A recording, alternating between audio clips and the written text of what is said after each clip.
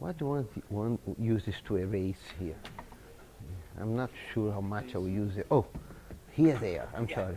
I just didn't see it. There as well. Yeah, I just didn't see it. I was looking up, not down. That's okay.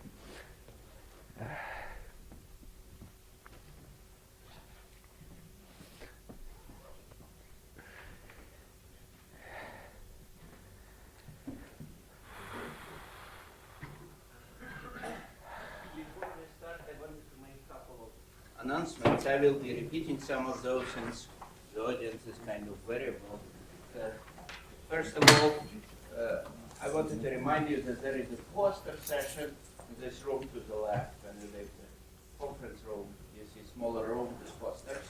So please take that opportunity to read the posters and about the authors. Then in the evening at 8 o'clock we will have concert here. But since the entrance doors to the building will be closed by that time, if you are not long-time visitor and so you don't have the entrance card, we will have someone opening the doors, but just in case, if you are not extremely famous so everyone knows who you are, have your badge with you. So people will be able to determine. So then we will decide who thinks that he or she is famous. The one without badge. Okay, that's all.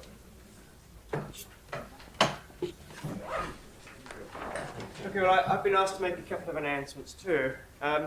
First of all, we're being filmed at the back. You see a camera behind you. So if you wish to leave at the back, if you could sort of duck down when you go into the camera, sort of limbo dance, it would stop you being prominent on the film when it's edited. As leaving during halfway through the talk. Second, I've been asked to remind you to turn off your mobile phones, please. So consider this an aircraft in some sense. Okay, well, we start today's session, this morning's session, with Abel Klein, who'll be talking about the universal occurrence of localization and continuum Anderson Hamiltonians. It's a pleasure for me to be here. Good part of the original work of Anderson localization was done in Cambridge. I was wrong about Anderson. I checked. He did it in Bell Labs, but Sir Neville Mott was here when the work was done, like 50 years ago, right? Or 40. Next year they are going to have a program on the 50 years of Anderson localization here. So maybe I'm giving this talk like a year too early, but. And it's a different subject, not really different, it's spectral theory, but in emphasis from the talks from yesterday. So I will try to give an introduction to the subject, so please ask me if there is something I'm not familiar with. I will restrict myself to the continuous Anderson Hamiltonian. I'm not going to talk about the lattice model, the tight binding Anderson model. Since I want to fit everything in 1 hour, I decided to cut things that way. And those results, the ones I want to talk, are not yet proved for the lattice case. So the Anderson Hamiltonian is a random Schrödinger operator, so it's minus Laplacian plus a potential. Omega, as usual, denotes that it's random. It's on L2 in RD, and I'm only going to be talking about the multidimensional case, and by this I mean I'm only going to be talking about results that's valid for all dimensions. One dimension is special. A lot more is known and can be done. And the potential is given by a sum at each point. If you prefer, what you have a lattice, and one can do slightly different models, but so this lattice is ED inside RD, and in each place you put a bump. Let me call it U. If this was zeta, this is centered at zeta, so I'm taking the same bump, and I will modulate its amplitude. Oh, this is not a pointer. By multiplying by omega of theta. Now, the single site potential U is just a non-negative bounded measurable function, and somewhere I want it to be strictly bigger than some constant. Okay, so it's not trivial. I don't want to write conditions. I'll be more concerned actually with the random component, so I have a family of independent, identically distributed random variables. They have a common probability distribution, mu. Now, I'm going to take mu to be non-degenerate, so mu is not a single delta function, otherwise this is not a random model. I'm going to take the values of omega to be non-negative and bounded. So this can be done in more generality, but at the moment, let me stick to that. So this is actually going to be a bounded potential. And I'm going to fix the location of the support of mu by asking that 0 is at the bottom of the spectrum. If I do that by adjusting u and the measure, I can basically say that the support is in 0, 1, and 0, 1 is in the support, so it's non-degenerate. So I might as well just say that I have this hypothesis, and these conditions are just subsumed by this one. Okay, so this is a random model. If you want, it describes a material, a crystal with impurities. Basic properties. Well, I took in this case a bounded potential, but it's always a non-random, non-negative self-adjoint operator. This is important for what is going to follow next. There is an ergodic action of the lattice, by which I mean there exists an ergodic family of measure-preserving transformations on the randomness, which has a property that it is covariant with translation on L2. So if you translate, apply the Hamiltonian and translate it the other way, all you do is to translate the omega. This basically saying that I have some stationarity of my randomness. Probabilistically, I don't know where the origin is. And that's an important property. The spectrum of this operator that in principle could be totally different for different omegas, because of the ergodicity, is the same for almost every omega. Because I took the potential to be always non-negative, and I took 0 to be in the support of the measure, the spectrum is actually 0 infinity. It doesn't change the spectrum of the Laplacian.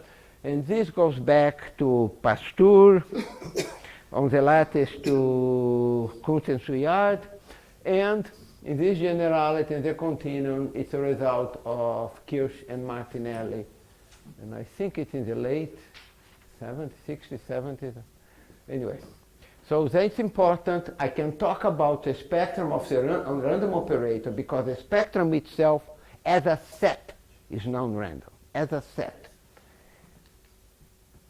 Now, more than that, you have the usual decomposition of the spectrum into pure point, absolutely continuous, singular continuous spectrum.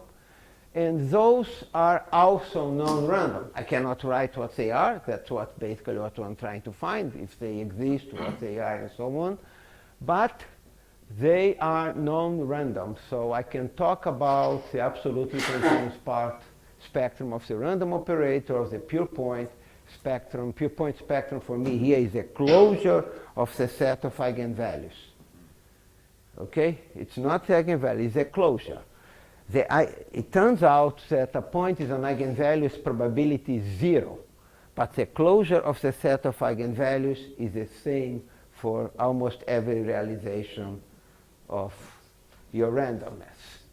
And so that is basically the basic, and tells you can now talk about spectrum, pure point spectrum, absolutely continuous spectrum, and so on. And the way you define the randomness, you have independence of a distance, which I really mean here is that whatever the randomness is here and whatever the randomness is here, they don't know about each other, right? So events based on far apart sets are independent. Okay, so the subject of this lecture is going to be localization, and I'm going to be talking about two types of localization. The first one, which is the most usual one, is what's called Anderson localization. And I'm going to say that my Hamiltonian exhibits Anderson localization at the bottom of the spectrum if I can find an energy and a mass. So my situation then here is that here I have the spectrum, 0, infinity. I can find an E0, and now I'm just looking into this interval. And in these intervals, for a set of probability 1, I only have pure point spectrum. Since this is an interval, this has to be dense pure point spectrum because the closure is 0 is 0. So I have only pure point spectrum, and I have exponentially decaying eigenfunctions. Exponentially decaying in the continuum, for technical reasons, the best way to deal with it is simply to take a point x, you put a little cube of side 1 at it, you take your eigenfunction and you calculate its L2 norm in the cube, and this decays exponentially. The rate of decay is the same for all of them and for all omega. M is independent of omega. The constant that appear in front is not. And that will be the reason for the second definition, that localization, that I'll give in a minute. So this is a random constant, depends both on this, on omega, and on the function which you chose. Normally, that's what is known by Anderson localization. I'll add one more. I didn't know where to put it, so just put it in the definition, but we can also prove that when you prove this. Not only it's pure point spectrum, but the eigenvalues actually have finite multiplicity. Some people would argue they should be simple, but nobody can prove it. So in the lattice, in the certain conditions, you can prove it simple, but not here. Okay, the other type of localization, if somebody could come physically, that, and I don't actually want to go into these details, is that we want to look at localization from a dynamical point of view.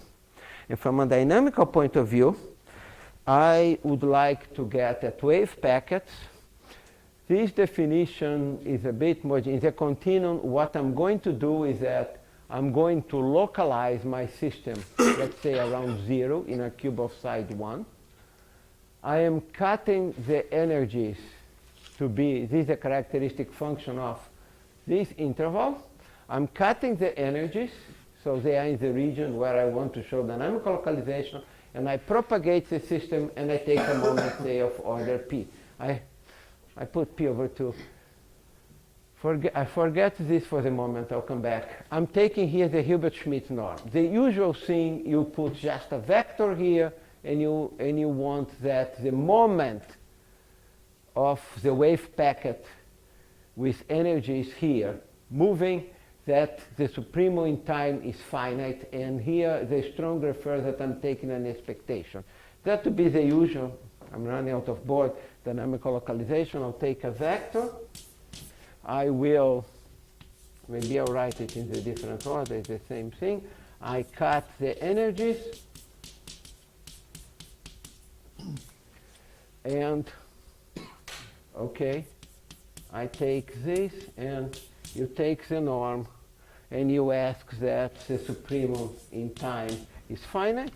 So this means that the wave packet takes 5 compact supports. The wave packet stays localized as the system evolves. Here I'm using some localization, some more operator term. I'm taking a Hilbert-Schmidt norm. This is an operator because this is just a restriction to a finite region. I'm then propagating. For the models I want in the generality, I want to talk. For the nicest model, I don't have this factor here. I can do it without it. I'll need to somehow cut the power to be able to take an expectation. Of course, if all I want is almost everywhere, that this soup is finite almost everywhere, I don't need these, I don't have an expectation. But this is a stronger statement, and I'm stating that way because that's what is going to appear in the theorem I'm going to state. Okay. Now, I want to state our main result, and it's still not written, it's working, well, basically it is, but not in form. It's work with both with François Germinet and also with Michael Eisman, François Germinet, and Simon Vassell. And let me state the theorem. The theorem takes the Anderson Hamiltonian on the dimensions with single site probability distribution mu. Those are the hypotheses that I had before. What I want to emphasize, and I'll see that, but mu is otherwise arbitrary. No other conditions except that it's non-degenerate, it's positive, and 0 is in the spectrum. And even that can be relaxed. Then you always have Anderson and, I'm sorry here, there is an and missing, and strong dynamical localization at the bottom of the spectrum. And what I want to do in the rest of this lecture is to explain how we get there, and also explain why I'm putting the otherwise arbitrary. So this missing and means that you prove both spectral and dynamical. And dynamical, both. And what seems to have turned out, although when people started talking about dynamical localization, one of the main points, and that was the Del Rio, Chitomiskaya, Last, and Simon paper, the main point was that dynamical localization was different from Anderson localization. What turns out is that in most of these models, once the method of proving localization proves both. But this only came later. People had Anderson localization for a very long time, and I'll come back to that here, until we realized you could also, in these regions, so one is proving some very strong form of localization. That's one way to put it. Okay. I'm only talking again multidimensional case. You can always prove localization in one dimension. I don't want to talk about that today. So these are the results. For many years, we could only prove localization if we took a single site probability distribution to be absolutely continuous with a bounded density, which is quite strong restriction. And in that sense, and as I say, the lattice results go much farther than that. Anderson localization, for the multidimensional case, first results, well, there is Holden and Martinelli, which almost, that's probably, that comes in Hislop and the whole list, and there are a lot more. I mean, it's very hard to put references in a transparency. So this is basically, I would say, quite well known. Dynamical localization came much later with almost Evers, Germinet, de Bievre, the mannequin Sturman, Germinet, and myself proved in these conditions a full result.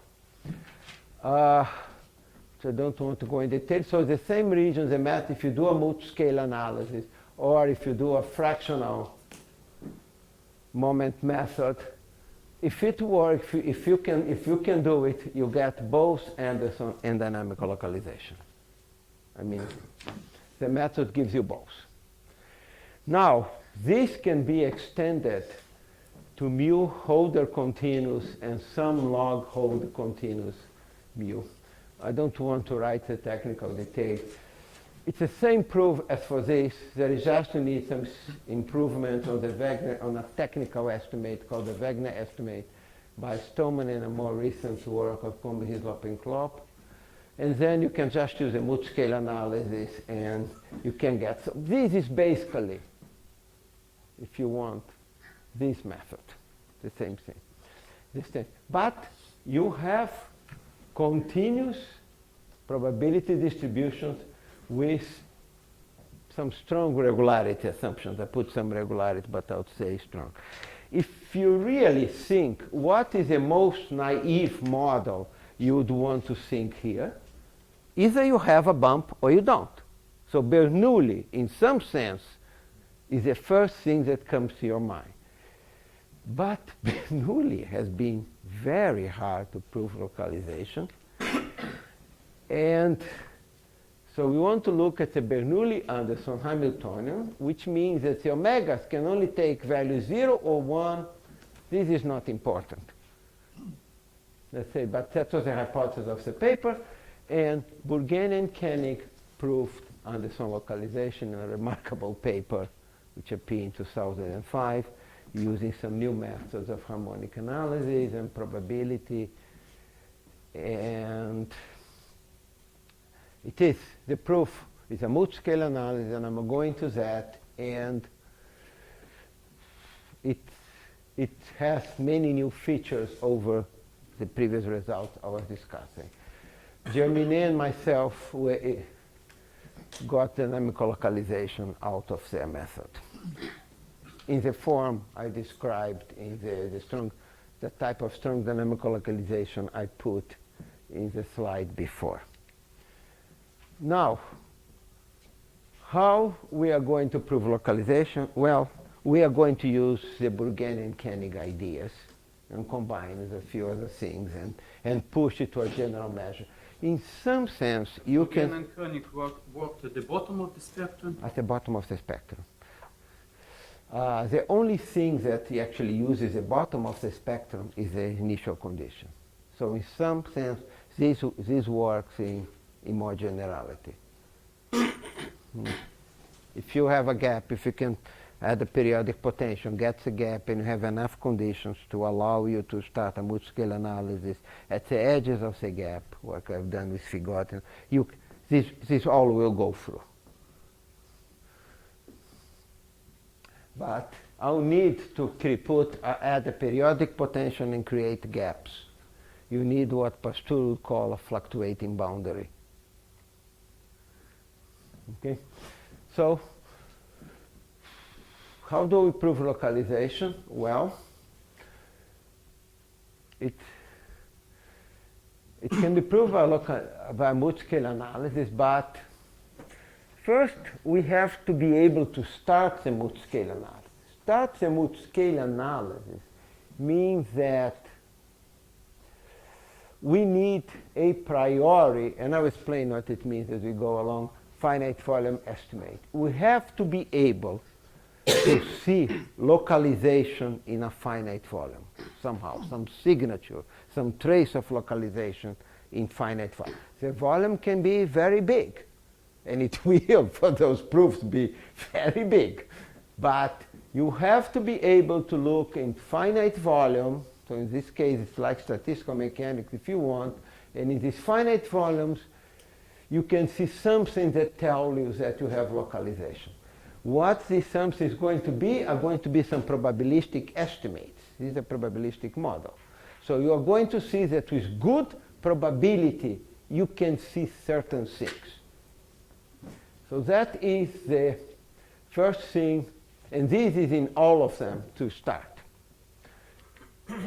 Okay, then, and I know that now, unless you have seen these things, probably don't make any sense to you, but I'll go back to that. You need to be able to control the size of the finite volume resolvent with sufficient probability. You are going to be, the multi-scale analysis works in finite volume. And you have to control the resonances. This is an estimate that says that the resonances are not too bad with good probability. And something like that has to be proven or you cannot do anything. And that was a problem for Bernoulli, actually. It's very easy, or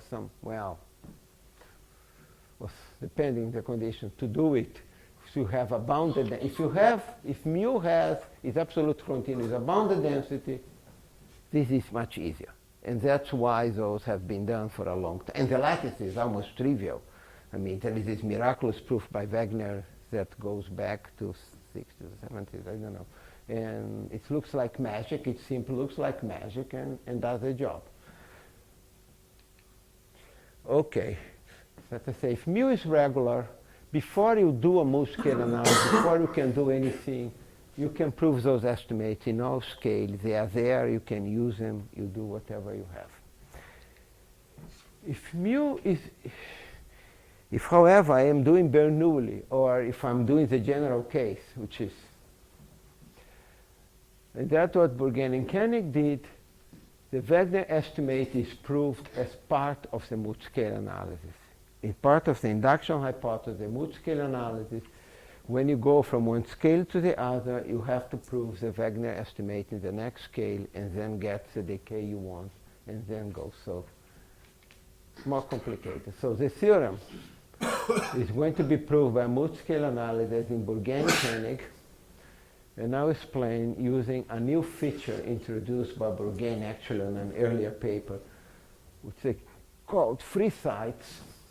And this is really the new harmonic analysis facts that they brought to the game. It's what's called, and I'll explain what, a quantitative unique continuation principle. And that's the reason that the theorems that I stated can be proved in the continuum, still cannot be proved in the lattice.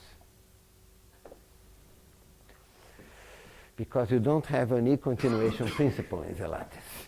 Can actually give examples in the lattice, and Zitomiskaya had a very simple example actually. You can write Schrödinger operators which have, on the lattice you can get Schrödinger operators such that have eigenfunctions that live in a strip like that, and the eigenfunction is 0 in all these regions. So things are different.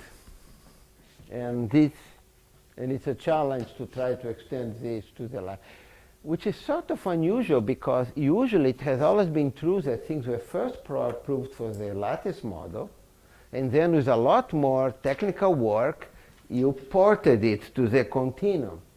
And here, things were flipped. You can prove it in the continuum, you cannot do it on the lattice. Okay. Okay, now for me to try to explain how this works, I'll have to, I'll try to explain a bit of the machinery. Unfortunately, as most of those things, when you get to the guts of it, it becomes technical, and I'll try to explain. First of all, we are going to work in finite volume.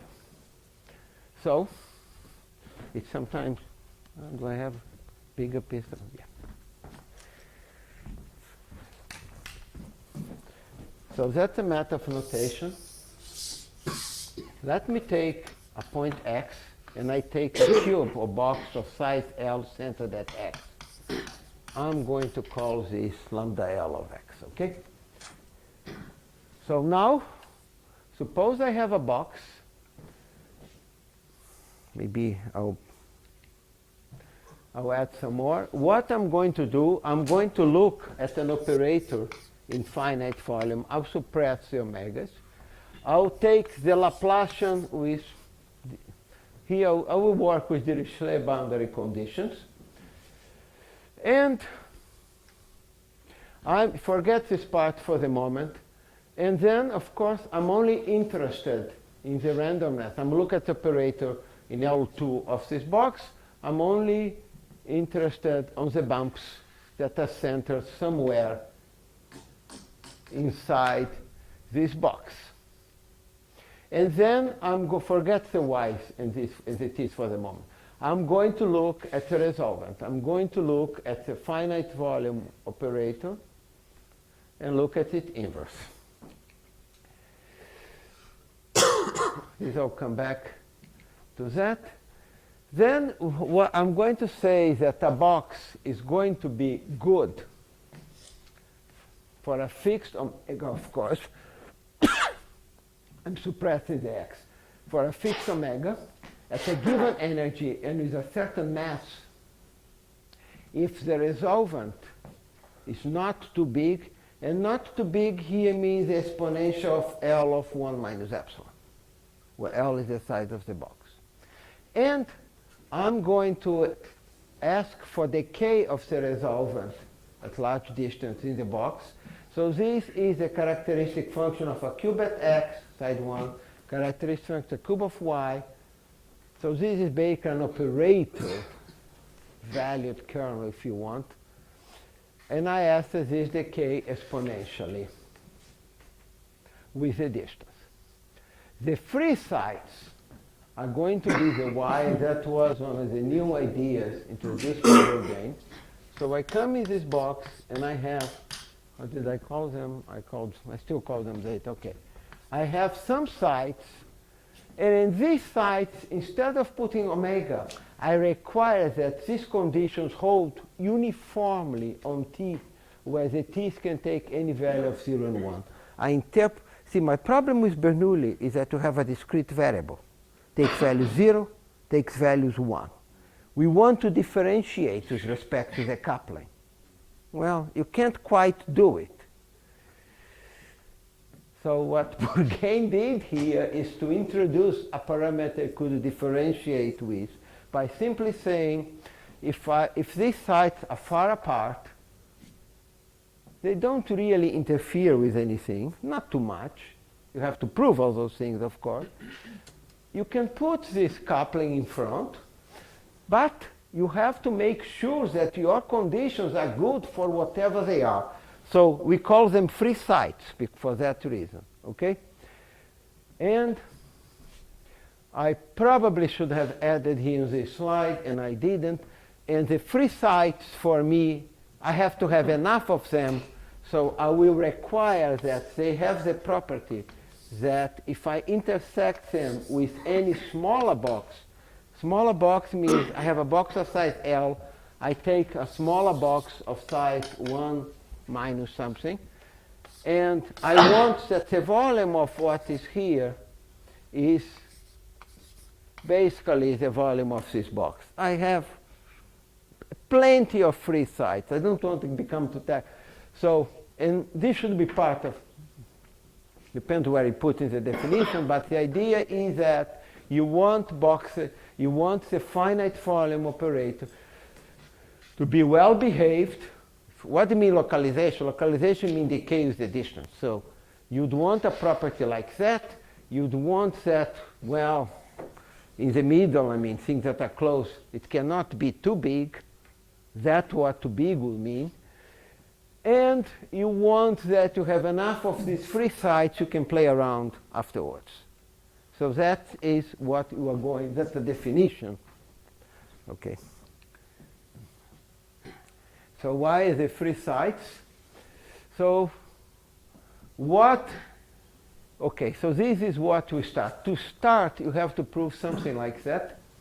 We start with the well, forget, just means that's the probability distribution of the Anderson model. I forgot to take that out from another slide. I'll fix some p. I'll take, those are going to be the free sites. Then there is, forget all these indexes, just in this, then there is a finite scale and some constant, such that if I take EL to be a constant divided by the log of L squared, ML is just 1/2 of this. Maybe I'll put the whole slide and I'll go through it. Okay, so the idea here is the following. I fix P. I take E to be one constant of a log of L squared. This mass is 1/2 of the square root of L. Then, and I fix free sites which are just going to be, if Q is large, this is just a such percentage of the box. There are enough of them. And I fix Q, and how large L is going to be is going to depend on Q. But then the probability that a box of size L is good is big enough, and big enough is 1 minus, and here I'm having a PD. So the bad set, the one you want to throw away, has probability 1/L to the PD. And you want this to be true for all energies between 0 and EL. So you are looking at the bottom of the spectrum, and at each scale you get an EL, which you know what it is, and here you have that for all energies at this bottom, at this interval, this probability is good enough. One actually proves more here. I'm not going to go through that. I mean, basically what one proves is that the bottom of the spectrum is empty, and you can use a Combe-Sturmer's estimate to get estimates like that, which implies this, but I'm not. The box is good, is what was described on the Before, previous slide. yeah, Slide. with free sites. The box is good with this free site.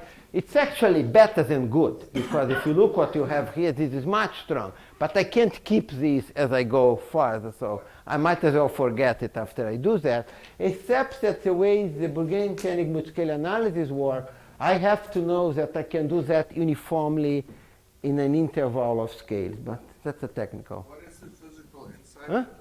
What is the physical insight behind this complicated estimate? Why this physical? What is the physical Here, this one? Yes. This one is not complicated. All I'm really saying, I'm looking for infinite volume. My spectrum has to go from here to here. Yes. Here is EL. What I really prove here is 2EL is that with this probability, there is no spectrum here. If there is no spectrum here, I'm out of the spectrum, I have decay.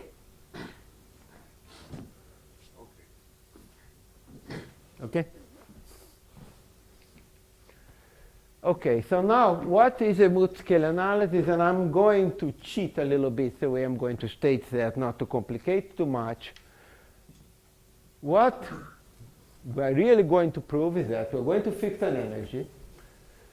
And for some reason, that what P is not the P from before. This is PD from the previous slide. The P is the 3/8. I'll get something slightly smaller than 3/8 of T. I'll have other parameters. These are technical. You can just think of them that way.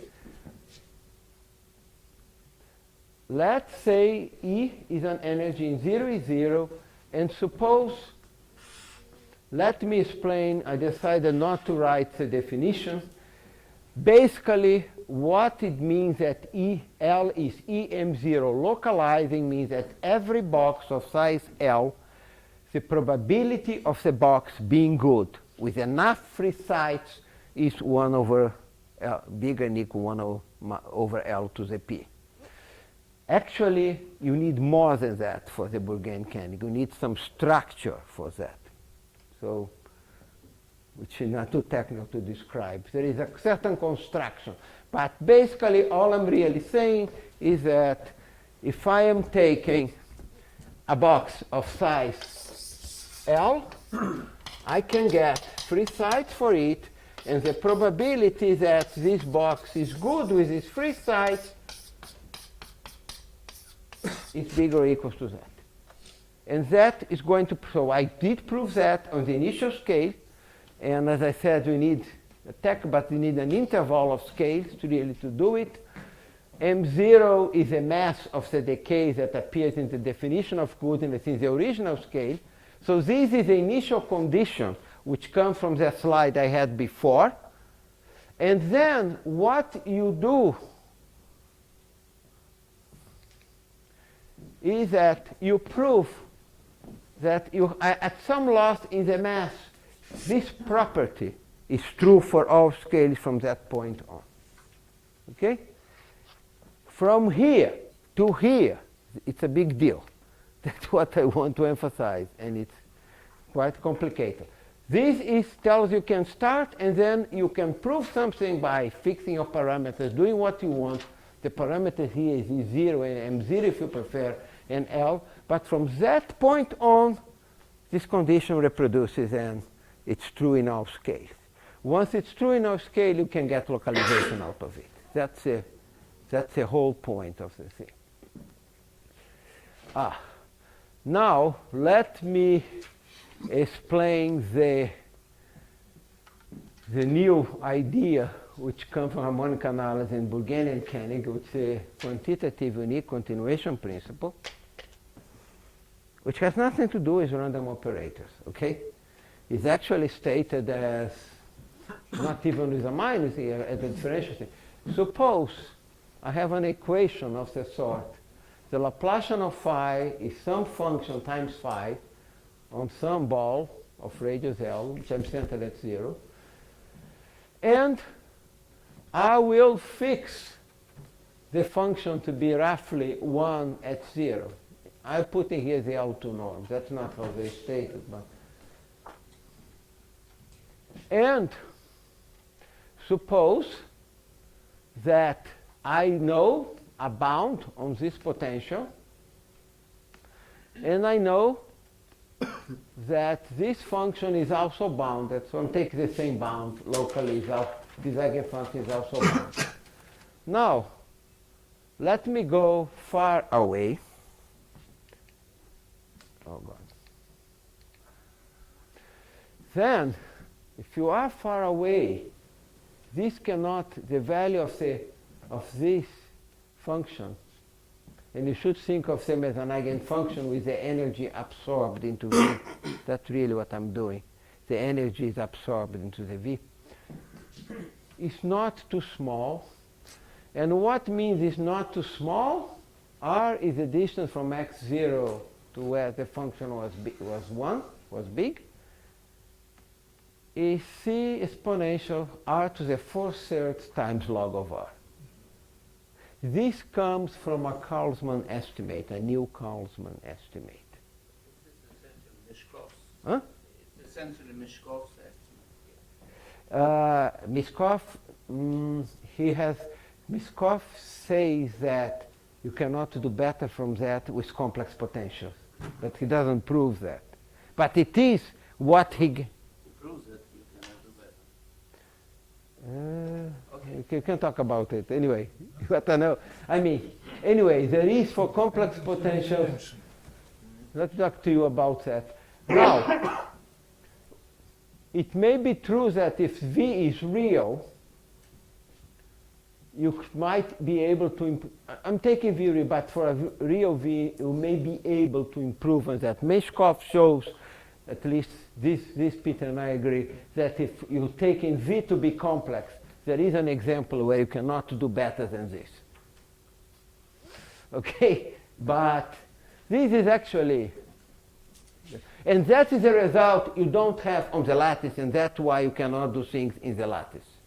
How significant is that the right-hand side does not depend on D?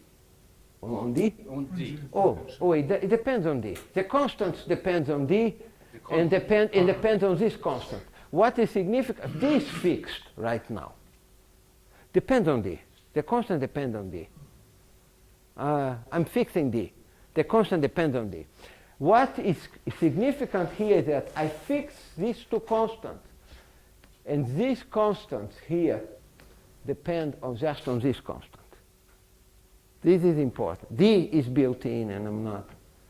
Okay, so these have to have control on this. The two constants that I'm putting here, just these two bounds. Okay, so what you need for the Wagner estimate?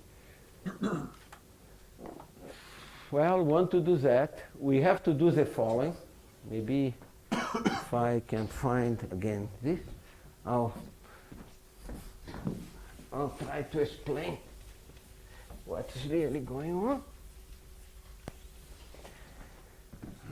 Okay.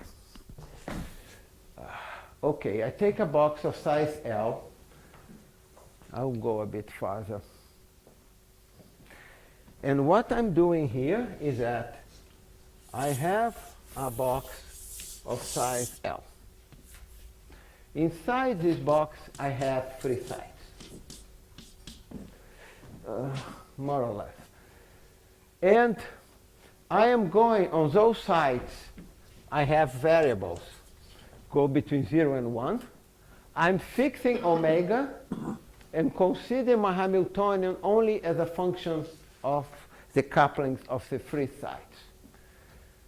Now, let me look at an energy interval of size exponential in little l, where because of the 4/3 we came before, little l is L to the free force.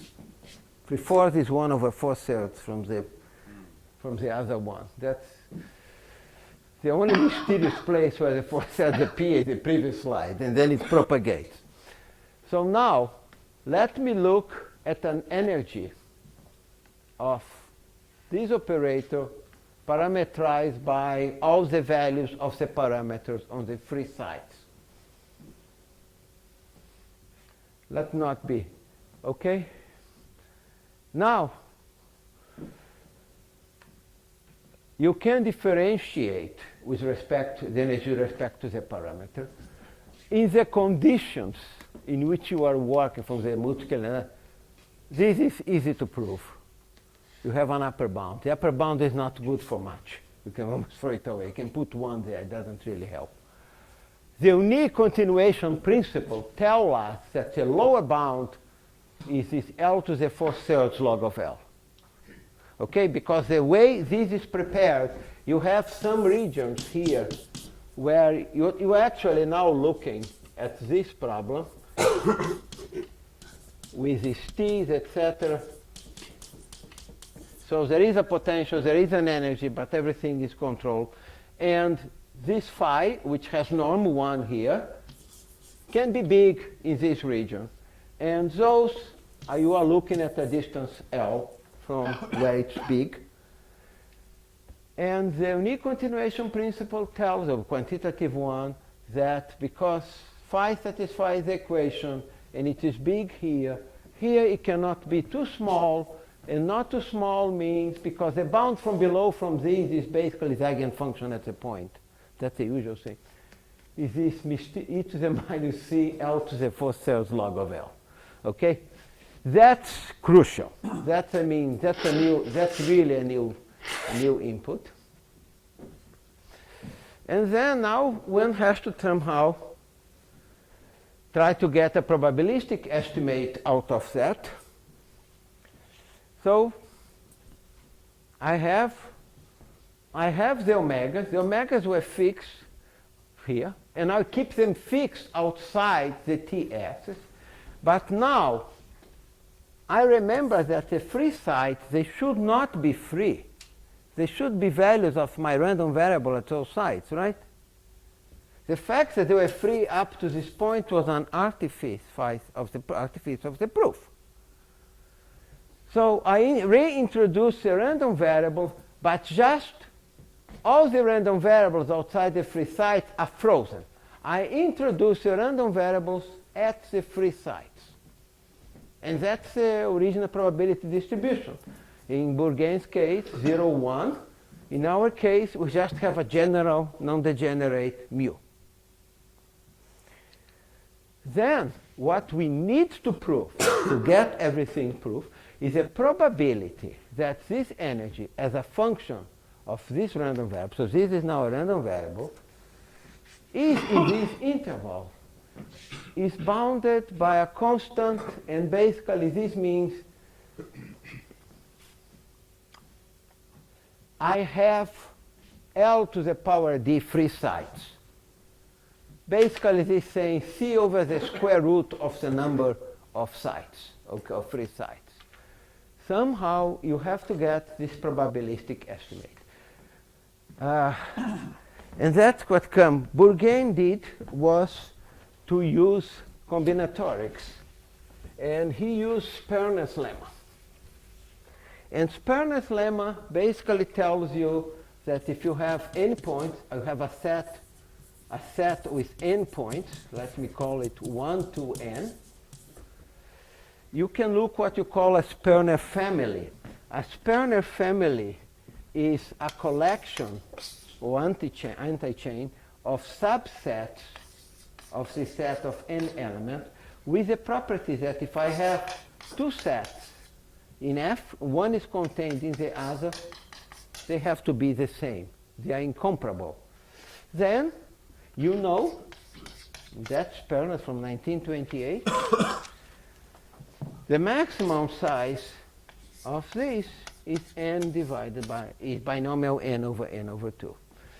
If I make probabilities 1/2, this means that the probability of a Sperner family, doesn't matter what it is this divided by 1 over 2 to the n times this. If you use Stirling formulas, you get a constant over square root of n.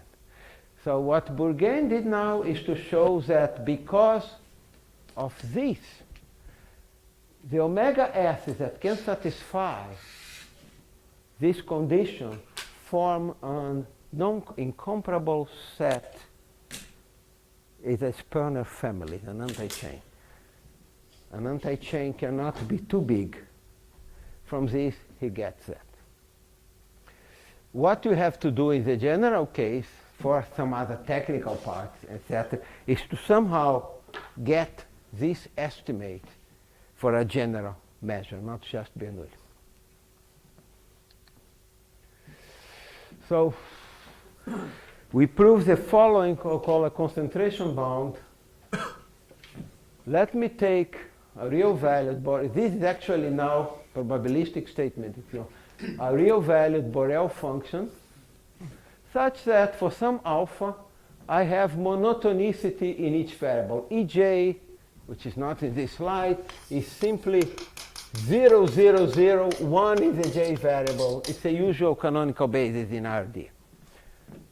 So I take a function that is monotonic in each variable separately, and the increment satisfies this lower bound. Alpha think e to the minus L to the 4 sales log of L. That's really what you have in mind. Now, I'm going to consider a random variable with some non-degenerate. And here I have no hypothesis on mu, by the way. Just it's non-degenerate. It's not even on the, anything if you want on the real line. But at least take 2 values. And let me consider this function of n independent copies of x.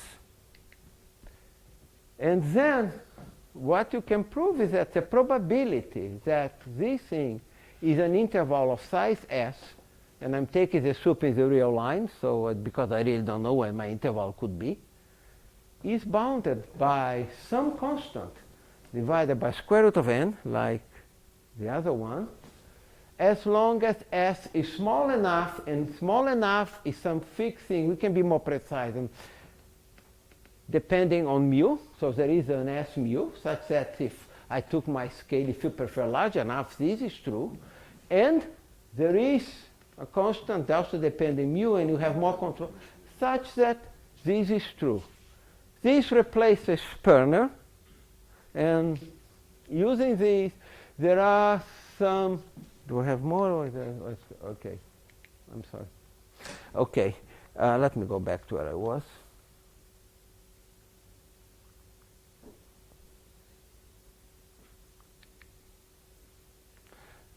Something. I'm sorry about that. Okay, I'm back there.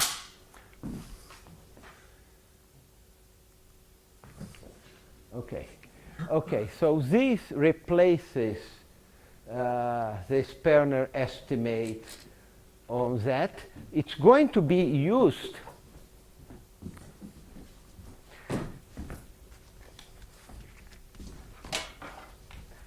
in the following way. Let me go one slide back.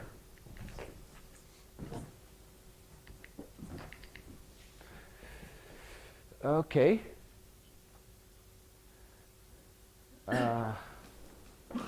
It is going to be used when what I called S is this small. What I call N, if I didn't make a mistake, is L to the D. And what I called alpha, it should be e to the minus L to the 4/3 log of L. And it is going to give what I should have been here. Okay. Actually, I'm sorry. I end up, what S is going to be is also has to be of the same, or S has to be basically of the order of alpha. So what you get from that is that with S roughly equals to Z, you can get that this probability is at most LD over 2. With this, one can get, the hard part is actually here to get this result, and we get this result now. There I have basically two proofs, one very complicated originally that didn't. Unlike Sperner's lemma, or its application, your theorem holds for all n, not only for large n, but for all n. Oh, Sperner is for all n. Yeah, but the bound that you get is for large n. Since I put the constant, it holds for every n. I just put a constant that's big enough to control the first 1 million n's. So Sperner, I mean, yes, here, the constant here is because, yes, from here to here, by Stirling formula, I need large n. Okay, but then I put a constant to make it hold for all n. In any case, I only want large n. Doesn't make any, when you put the constant, you are saying it's only for large n. It doesn't, it's the same thing. This is for large n. What we do... Just a second. I mean, this function f is for given n. I mean, this, where can you vary n here? F, this holds uniformly in f. That's the key thing. Actually, Robert has a very good point here. It's important here that I should have said for every f. These constants and this depends on the measure. They do not depend what my function f is. It holds for every f. The whole problem here is that you were trying to estimate a quantity you didn't know too much about. You don't know too much about that energy. You don't know too much about that energy. So what you try to do is to get an estimate. What you know is what alpha is and n. Okay. And that's the only thing that appears in the estimate. That's a miraculous thing. It was miraculous here. That's what happened here with using Sperner. What that function was disappeared. And it disappears here. If you just have one thing that how we get this now, we prove, and I didn't, we prove the following general result for a random variable from which this is going to follow, and then we use Sperner's. The result that, let me take this random variable. Let me take u to be the uniformly distributed random variable 0, 1, okay? Basic thing. Then I can always write that in distribution, this is equals to some function of u plus another function of u times epsilon, where epsilon is 0 and 1 with some probability p and 1 minus p, which may depend on the distribution of x. U and epsilon are independent random variables, and most important, this is uniformly bounded from below. From this and Sperner, this follows. And I'll stop here. Thank you very much. Thank you.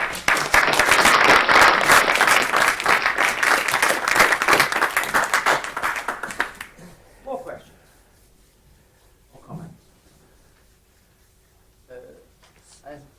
You mentioned, I want to repeat the question of Sukhov. If you have a periodic potential, you said you need to have something to start with. What do you need to know? How dispersion curve behaves at the edge, or what? Yeah. You need to know that it's not. Yeah, what I did with Figotin. Yes. So I mean, what I mean is that how do I start the mood scale analysis? I need what I think, I said Pasteur, but I think Pasteur says goes back to Lifshitz, a fluctuating boundary. A boundary that of the spectrum that can be moved by your randomness. You can always do at the bottom of the spectrum. You have Lifshitz tails, right? And you can do it at the edges of gaps. If it's parabolic, yeah? You need condition. Yes, of course. Of course. You need condition. I didn't even state it. Yeah. I mean, yeah, of course. It's the same thing. And this is not different. What is different is how to handle more complicated randomness. Yeah. Can you give an overview with these new results? What is known, what is still unknown, and where is absolutely continuous spectrum? Oh, I didn't talk about absolutely continuous spectrum. Okay, well, the question you ask is the real, what is known about... I feel this might have to be a quick answer. Okay. The usual thing that 3 dimensions enough for this model, you should have 2-point spectrum here, you should have absolutely continuous here with a mobility edge, right? That's the physical thing. What is known?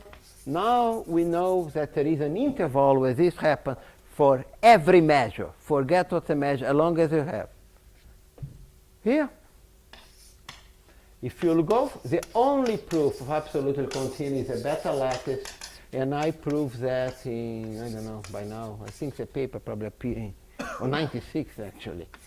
And that's still, if you look at the random Landau Hamiltonian with Jaminet and Schenker, we're able to prove delocalization in the sense of transport in each Landau band, but doesn't mean there is any the spectrum could still be 2 points. There is nothing that contradicts that.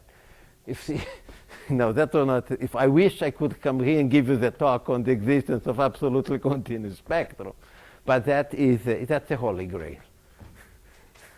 Okay, I feel we must have to draw the discussion to conclusion now. Thank you very much again.